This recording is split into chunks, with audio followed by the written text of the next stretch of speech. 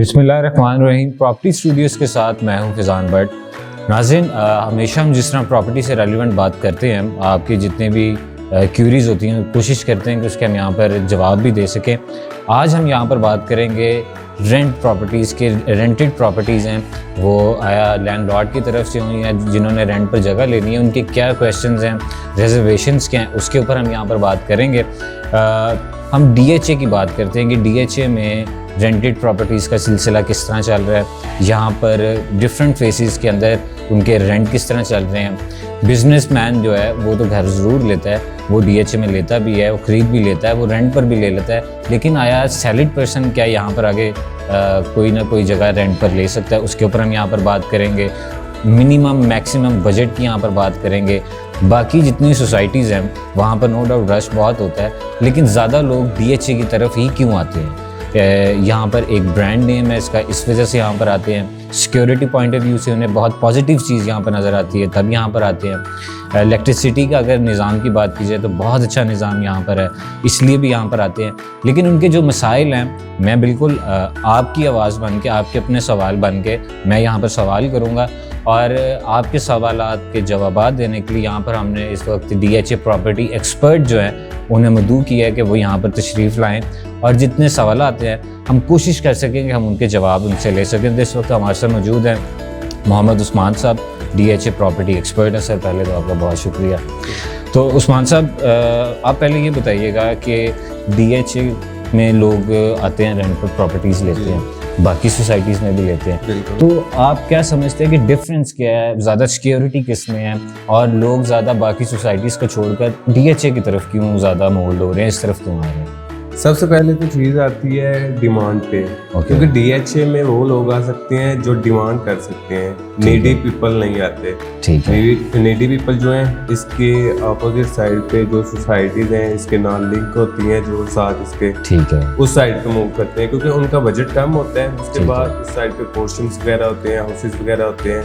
30,000 में 40,000 में वहाँ पे फुल हाउस मिल जाता है। ठीक है। लेकिन अगर हम DHA की बात करें तो यहाँ पे मिनिमम रेंट जो चलता है 50,000 चलता है और सैलरी पर्सन ये अफोर्ड नहीं कर सकता। ठीक है। अगर तो देखा जाए मियाँ और बीवी हो, दोनों जॉब होल्डर हो, अच्छी उनकी पे हो, मंथली इनकम कम से कम 3 लाख हो, तो फिर वो सोचते हैं DHA की तरफ मूव होने के लिए। तो इसके कितने फेजेस हैं? मैं आपसे बहुत से क्वेश्चंस करूंगा क्योंकि जो लोगों के दिमाग में सवाल आते हैं वो कितने फेजेस हैं DHA के और इनके डिफरेंट रेट्स किस तरह हैं। अगर हम रेंट की बात करें, फॉर एग्जांपल कोई बंदा आना चाह रहा है तो उसकी सैलरी कोई 70-80,000 है, तो आप किस फेज पर उसे रेफर करेंगे इस फेज में आए, और प्रॉपर्टी का क्या कहेंगे कि घर ले, फ्लैट ले, उसके लिए ईजी अप्रोच कौन सा होगा? अगर तो आप जैसे आपने अभी बजट बताया है 80,000 वाले के लिए तो DHA सूटेबल ही नहीं रहेगा, क्योंकि अगर वो 40,000 या 50,000 रेंट देता है, ठीक है, तो बाकी के वो एक्सपेंसिव कैसे मीट करेगा? ठीक होगा। मिनिमम जो रेंट है वो DHA में क्या है? मिनिमम रेंट 40,000 है। जो फ्लैट्स वगैरह भी हैं DHA के, उनके भी 2 बेडरूम्स होते हैं, कुछ फ्लैट्स के 3 बेडरूम्स होते हैं, उनका भी मिनिमम 35-40 इस बजट में जो उनसे ना उनका रेंट होता है। मतलब DHA में प्रॉपर्टी लेने के लिए 80+ सैलरी होना जरूरी है। ये आप देख लें नाज़रीन की 80+ सैलरी। लेकिन अगर कोई फॉर एग्जांपल किसी का दिल करता है, उसकी फैमिली वो चाहता है मैं DHA में, तो आप उसे क्या मशवरा देंगे कि 80,000 के अंदर अपनी फैमिली को लेके DHA में शिफ्ट हो? ख्वाब किसी घर किसी का होता है, और इस वक्त आप प्रॉपर्टी के डॉक्टर हैं, सीनियर हैं, एक्सपर्ट हैं, तो आप क्या उन्हें मशवरा देंगे कि वो कहाँ पर आएँ?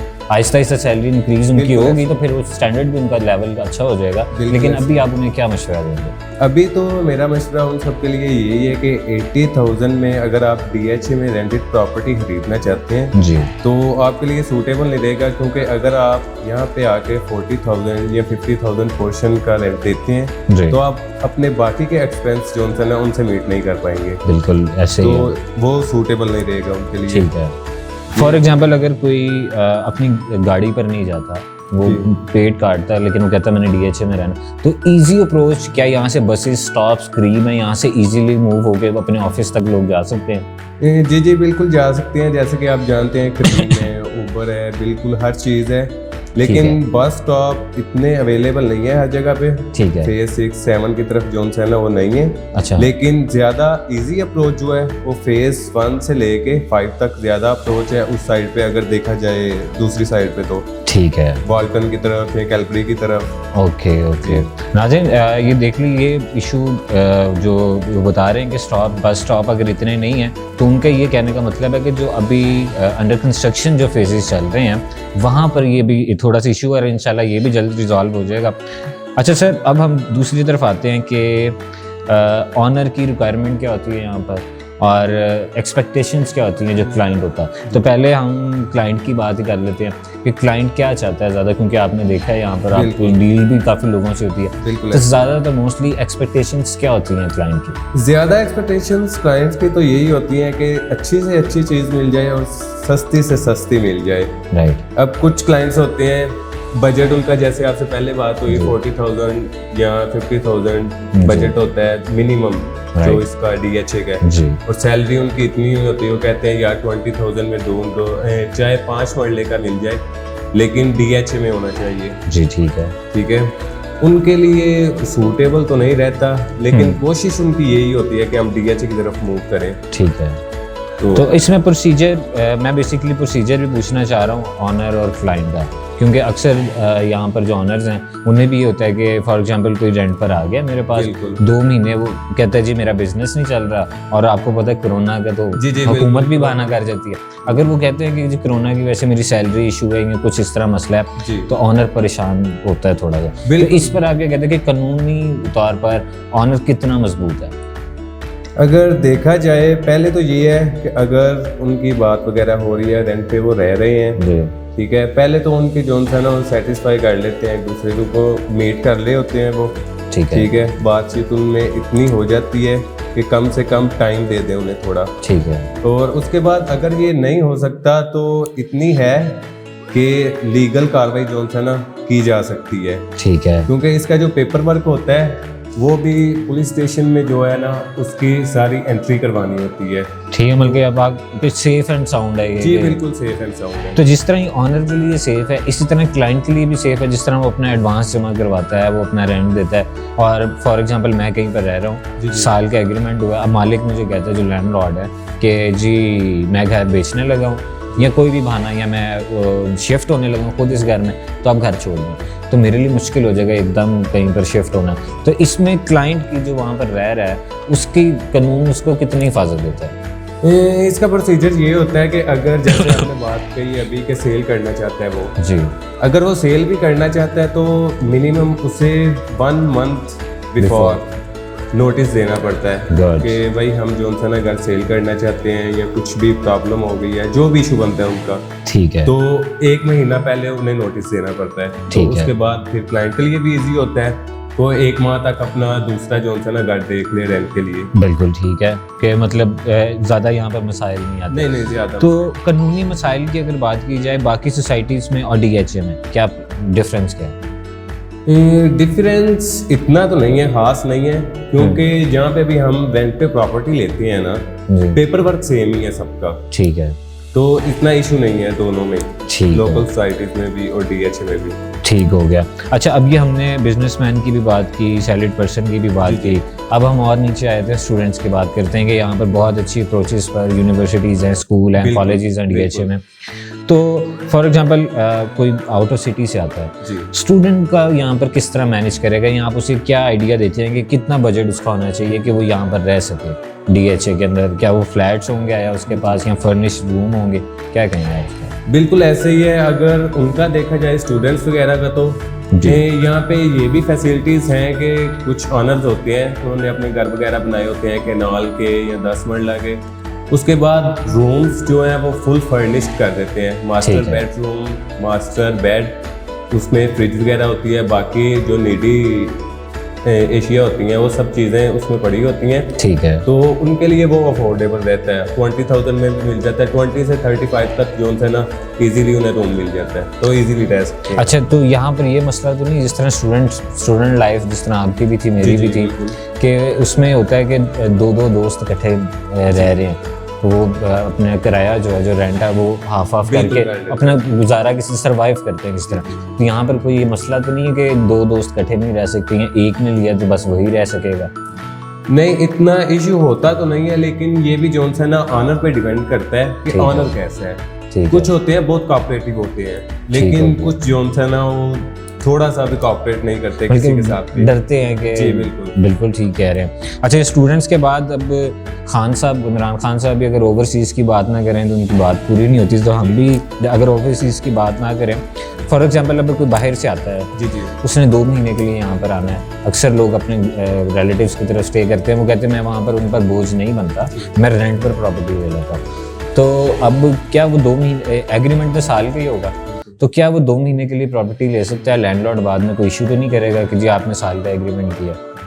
इसका मैं ये आंसर करूंगा कि बहुत से ऐसे होते हैं ओवरसीज क्लाइंट्स हमारे पास भी हैं, तो आते हैं 2 मंथ्स के लिए, 3 मंथ्स के लिए, या कुछ ऐसे भी होते हैं जी। जो इवेंट्स के लिए रेंटेड प्रॉपर्टी ढूंढ रहे होते हैं। बिल्कुल बिल्कुल उनके लिए बिल्कुल अपॉर्चुनिटीज हैं डीएचए में।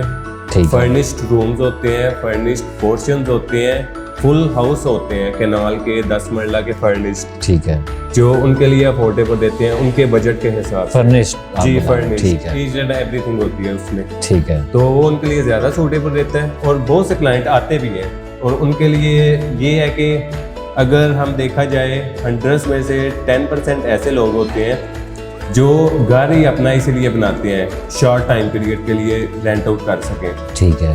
तो उनका फिर यही है कि अगर उन्हें 2 मंथ के लिए चाहिए क्लाइंट को, तो 2 मंथ का एग्रीमेंट करके सिक्योरिटी वगैरह लेके रेंट वगैरह एडवांस ले लेते हैं, ठीक है। तो कोई इशू नहीं होता उसका, उनके लिए वो अपॉर्चुनिटी भी तो available इस वक्त जो ओवरसीज आपको देख रहे हैं, जो मुख्तलिफ ममालिक में बैठे हुए हैं, तो आप उनको क्या कहते हैं, डीएचए में अगर उन्होंने आना है तो वो किस फेस में आए और वहाँ पर कितना बजट अपना बना के आए?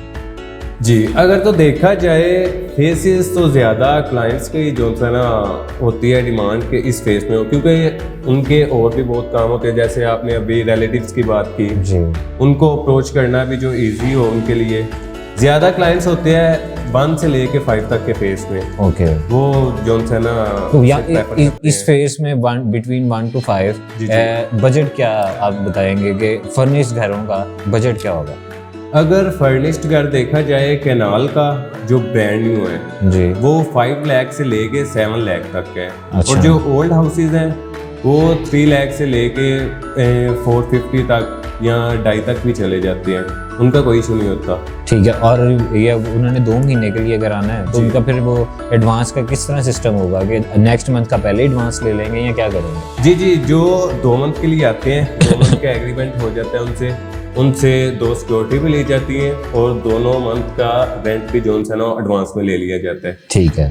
चलें, ये तो हो गया। अब ओवरसीज से रेलिवेंट एक लास्ट क्वेश्चन ये है जी। कि ओवरसीज के बाहर है ये, वो तो उसने आके जो हम पहले बात कर रहे थे कि रेंट पर उसने प्रॉपर्टी ले ली अपने रहने के लिए। बिल्कुल। फॉर एग्जांपल कोई यहाँ पर अपना घर बना लेता है जी। और वो यहाँ से चला जाता है बाहर, तो वो कहता है कि जी बिल्कुल, जैसे अभी आपने बात कही है, जी। तो ओवरसीज क्लाइंट्स ऑनर जो होते हैं वो ऐसा करते हैं कि बंदा हायर कर लेते हैं, है। वॉचमैन वगैरह, सिक्योरिटी गार्ड वगैरह, या तो उसके अंडर कर देते हैं वो। ठीक है। वो भी सारी अपडेट भी उन्हें देता रहता है। और कुछ ऑनर्स ऐसे भी होते हैं जो मीटिंग वगैरह करते हैं क्लाइंट के साथ, अपना घर रेंट पे दे देते हैं, लेकिन साल बाद आते हैं। एग्रीमेंट तो जाहिर सी बात है साल का होता है, मिनिमम 1 ईयर। ठीक है। तो 1 ईयर के बाद वापस आते हैं, तो दोबारा देखते हैं, उन लोगों से बातचीत करते हैं, अपने हाउस की रीन्यू condition करवाना देखते है हैं। तो जी, रीन्यू बिल्कुल। एग्रीमेंट नहीं तो हाँ जी, किसी के साथ नहीं है। बिल्कुल किसी और के साथ दे देते हैं। सर ये मेरी तो कोशिश थी कि मैं मज़ीद भी आपसे सवाल कर सकूं, लेकिन अब हमारे पास टाइम बिल्कुल ख़त्म हो चुका है। नाज़रीन, आपने यहाँ पर, मैं अपने व्यूअर्स, जितने व्यूअर्स अभी हमें देख रहे हैं, मैं उन्हें यही कहूँगा कि जितने आपके क्वेश्चंस हैं हमने कोशिश की कि उसके आंसर यहाँ पर हम आपको दे सकें। जो property DHA property expert Usman साहब वो इस वक्त हमारे साथ मौजूद हैं। और मज़ीद भी अगर आपकी कोई क्वेश्चन आपके दिमाग में आता है, कोई क्वेरी किसी भी किस्म की होती है, तो हमारी स्क्रीन के नीचे नंबर उस्मान साहब का चल रहा है, आप उस नंबर पर कॉल करें और कोई भी रहनुमाई आपको चाहिए होगी तो आप कॉल करें, इंशाल्लाह आपको रहनुमाई मिलेगी। नीचे आप स्क्रीन पर नंबर देखें 0308 63111113। आप इस नंबर पर ज़रूर कॉल करें, कोई भी आपकी क्वेरी हो। और फिर मैं आपको वही कहूँगा कि मज़ीद अपडेट्स, हम क्या प्रोजेक्ट्स लेकर आ रहे हैं, आपके लिए क्या कर रहे हैं, उसके लिए आपको एक ही काम करना है, वीडियो लाइक करनी है और चैनल को सब्सक्राइब करना है। आज तक के लिए अपने होस्ट फैज़ान भट्ट को इजाज़त दीजिए। अल्लाह निगहबान। अल्लाह हाफ़िज़।